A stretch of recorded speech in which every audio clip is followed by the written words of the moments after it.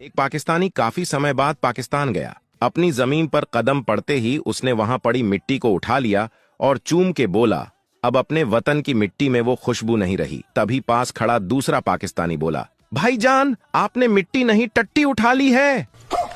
इसकी माँ का भोला चेहरा। 4 चीजें इंसान को कभी खुश नहीं रख सकती: कार, मोबाइल, टीवी और बीवी, क्योंकि अक्सर इनके लेटेस्ट मॉडल दूसरों के पास होते हैं। हवलदार कैदी से बोला, चल भाई तेरी फांसी का समय हो गया। कैदी बोला, पर मुझे तो फांसी 20 दिन बाद होने वाली थी।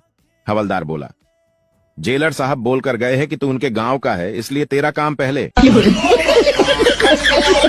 कोर्ट में सुनवाई चल रही थी, जिसमें एक वकील अपना आखिरी केस लड़ रहा था, जिसे वो बिल्कुल भी नहीं हारना चाहता था। वकील उठा और बोला, माय लॉर्ड, कानून की किताब के पेज नंबर 15 के मुताबिक मेरे मुवक्किल को बाइज्जत बरी किया जाए। जज बोला, किताब पेश की जाए। फिर किताब पेश की गई। जज ने जब किताब का पेज नंबर 15 खोला तो उसमें 2000 के 10 नोट थे। जज मुस्कुराते हुए बोला, बहुत खूब, इस तरह के 2 सबूत और पेश किए जाएं।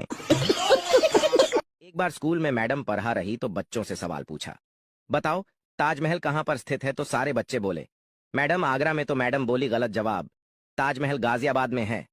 सुनते ही बच्चे कंफ्यूज हो गए और एक दूसरे की तरफ देखने लगे।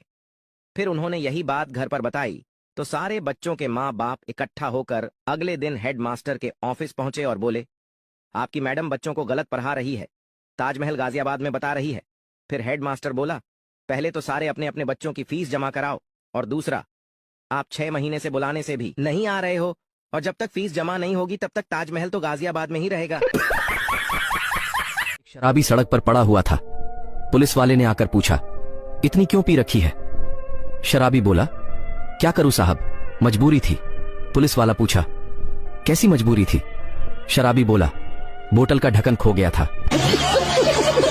बीबी से परेशान हैं वो ये वीडियो पूरी देखें। अगर वीडियो में कोई थोड़ा भी हंसा तो लाइक और सब्सक्राइब करके जाएगा। दामाद अपने ससुराल में गुरुजी का प्रवचन सुनने गया। गुरुजी बोले, जो जो स्वर्ग जाना चाहता है वह अपना हाथ ऊपर करो। उसकी सास और बीवी ने हाथ उठाया मगर दामाद ने नहीं उठाया। गुरुजी ने दामाद से पूछा, क्या तुम स्वर्ग नहीं जाना चाहते? उसने जवाब दिया, बस ये दोनों चली जाए मेरे लिए यही स्वर्ग हो जाएगा। गुरुजी अपने चेलों से बोले, इस ज्ञानी पुरुष को अपने टीम में शामिल करो।